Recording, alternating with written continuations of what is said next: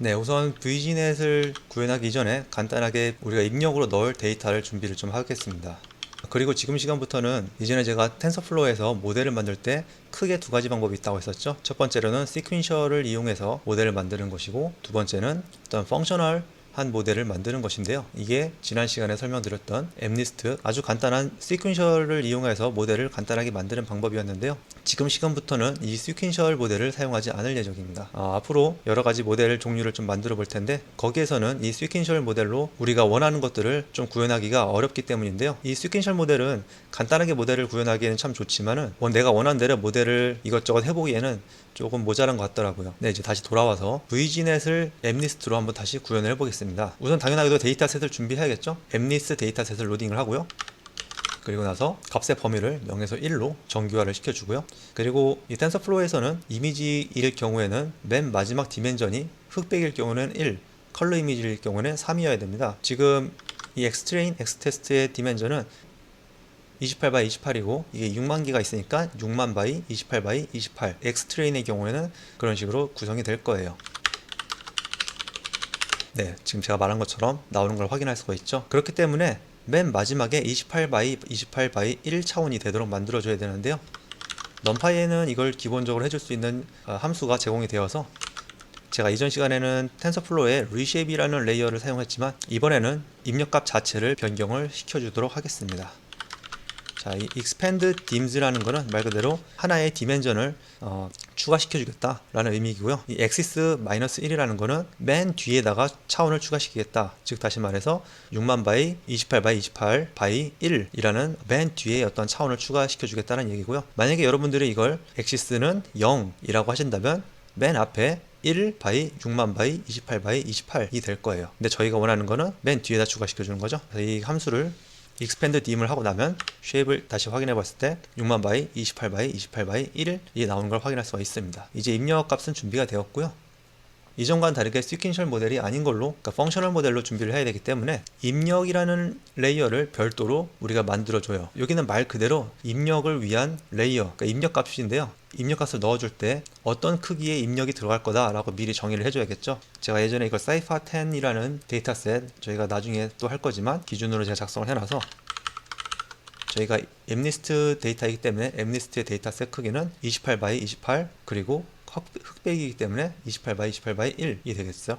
우선 이게 실제 우리가 만들 모델은 아닌데요. 지금부터 이제 만들 펑셔널 모델은 이렇게 모델을 만든다라는 걸 좀 보여주기 위해서 이 상태로 돌리면 절대 돌아가지는 않는 코드지만 코드를 먼저 보여드리자면요. 먼저 입력을 정의하고요. 그리고 이 중간 사이에 뭔가 들어갈 겁니다. 뭐 컨볼루션이 들어갈 수도 있고 그냥 단순한 댄스 레이어가 들어갈 수도 있을 테고요. 뭔가 막 거치고 나서 최종 아웃풋을 우리가 결정을 하죠. 여기서는 저희가 댄스 레이어를 사용하기로 결정을 하였고요. 이렇게 댄스 레이어 tf.layers.dance 그리고 이제 댄스에 들어갈 뉴런의 개수 등등 정의를 하고 나서 다시 한번 괄호를 열고 이 안에 어떠한 입력을 넣을 거다. 다시 말해서 댄스의 입력으로, 여기서는 지금 그냥 예제이기 때문에 처음 그 입력 들어왔던 이미지 그대로 입력으로 넣어주고, 물론 이렇게는 돌아가지 않아요.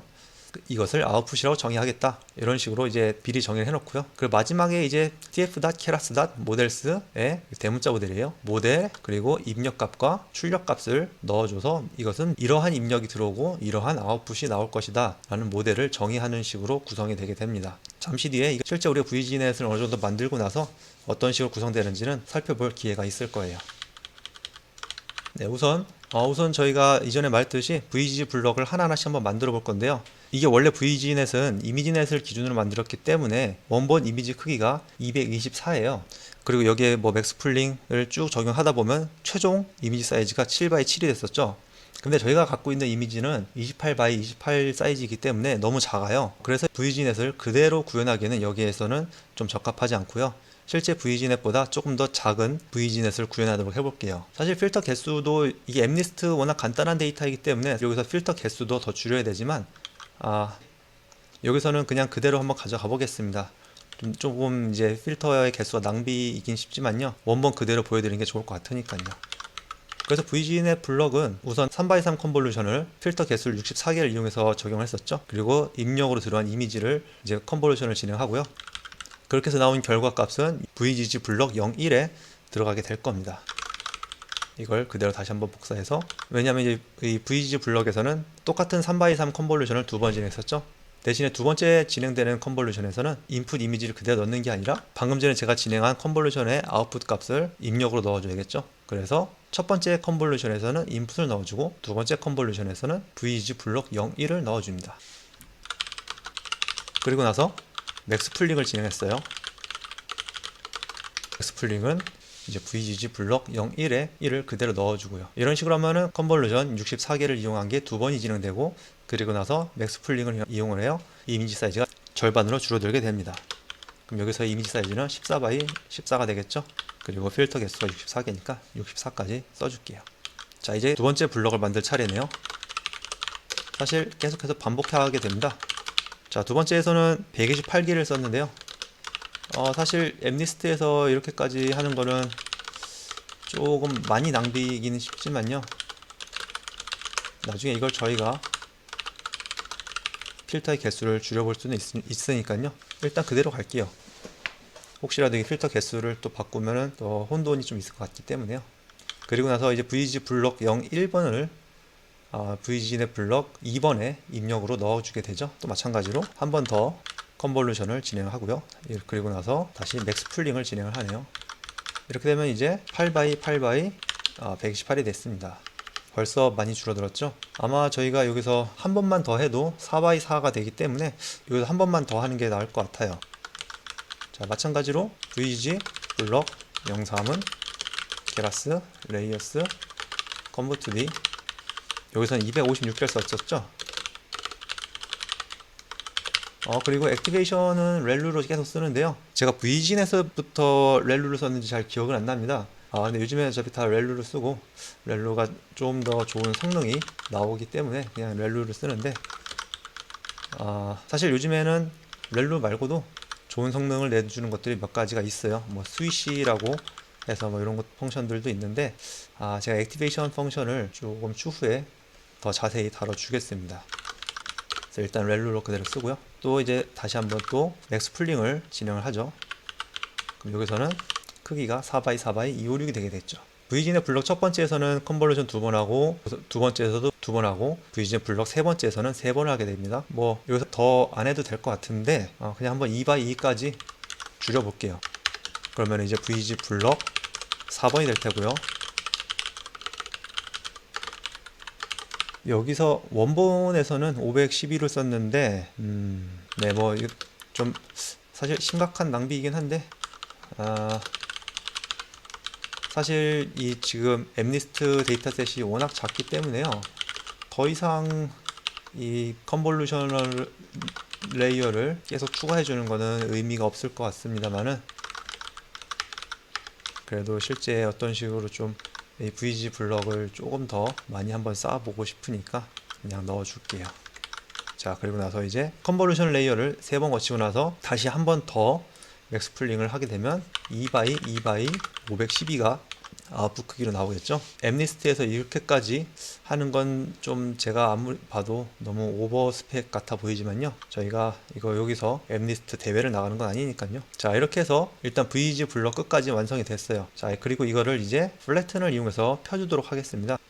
플래튼은 이전 시간에도 했기 때문에 익숙하실 거예요. 그래서 tf.keras.layers.flatten 괄호 열고 닫고 다시 괄호 열고 VG 블럭 4번 맨 마지막 블럭이죠. 이렇게 되면 이제 차원이 2048개의 어떤 값이 나오게 됩니다. 그리고 나서 이제 마지막 댄스 레이어를 추가를 해주게 되는데요.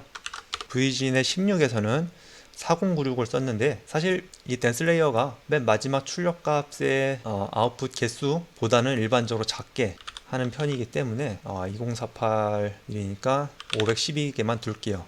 제가 가급적이면 VGNet의 원본 모델 그대로 따라주고 싶긴 한데, 뭐 어차피 마지막 댄스 레이어니까 마지막 댄스 레이어에 4096개를 넣는 건 너무 많기도 하고요. 그래서 이제 512개로 여기를 변경해 주고요. 그래서 이제 플래튼한 거를 댄스 레이어 512개로 연결을 시켜주고요. 그리고 댄스 레이어는 최종 아웃풋으로 연결시켜 주게 됩니다. 앱리스트 데이터셋은 총 10개 클래스가 있기 때문에 당연하게도 아웃풋 개수도 10개가 돼야 되겠죠. 그래서 아웃풋을 최종으로 이렇게 정의를 해줘요. 그리고 나서 이제 아까 전에 제가 말했듯이 모델을 인풋은 이걸로 정하고 아웃풋은 이렇게 나올 것이다 라는 식으로 해서 모델을 정의해 줍니다. 시퀀셜 모델보다 조금 더 복잡하다는 느낌이 들 수 있어도 뭐 그렇게 뭐 못할 정도로 어렵진 않죠.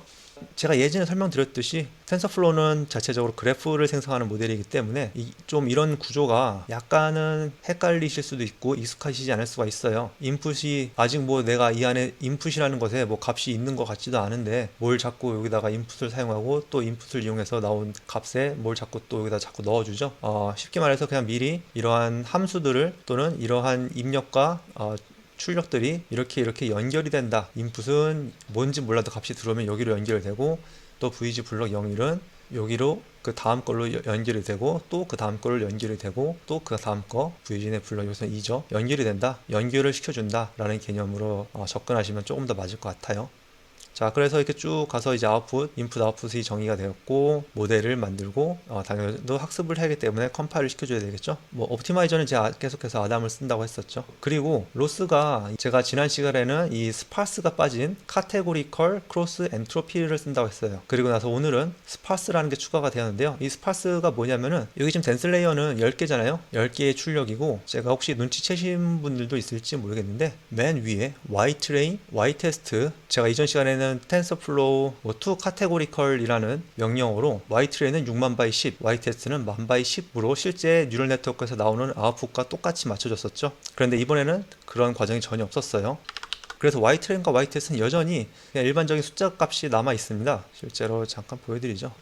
Ytrain 너무 다 보여주면 많으니까 10개만 보면 실제로 그냥 일반 값이죠. 5, 0, 4, 1, 2. 자, 그런데 분명 제가 사용하는 모델은 10개의 출력을 내보내 줌으로써 최종 인식되는 레이블을 결정을 하는데요. 여기서 스파스 카테고리컬 크로스 엔트로피라는 의미는 내가 매번 어떤 카테고리를 분류를 할 때 이 Ytrain 정답이 이만큼 지금 10개가 있다고 하면은 이 Ytrain을 제가 이전에 2 카테고리컬이라는 걸로 변경을 해줬듯이 우리가 매번 로스를 구할 때마다 원본의 값, 그러니까 y 값, ytrain 값을 tf.이 to categorical이라는 거를 로스 펑션 내부적으로 이걸 수행한 다음에 로스를 계산하게 됩니다. 우리가 실행하기 전에 일부러 요거를 매번 tf.keras.utils.to categorical이라는 명령어를 칠 필요가 없죠.